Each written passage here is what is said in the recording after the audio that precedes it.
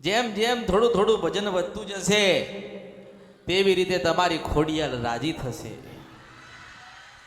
જેમ જેમ તમારા ભજન વધતા જશે તેવી રીતે તમારી ચાઉંડ રાજી થશે. થોડું થોડું ભજન વધશે તો જીવનના દુઃખ છે થોડું ધીમે ધીમે દૂર થશે. જીવનના દુઃખ ધીમે ધીમે દૂર થશે તો નવું જ્ઞાન આવશે, નવી સમજણ આવશે, નવા માર્ગ મળશે અને માર્ગમાં મેલડી પડશે.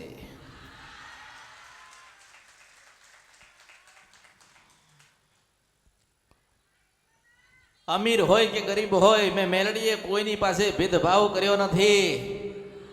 માં રૂપિયા જોતી નથી, બંગલા કે ગાડી જોતી નથી.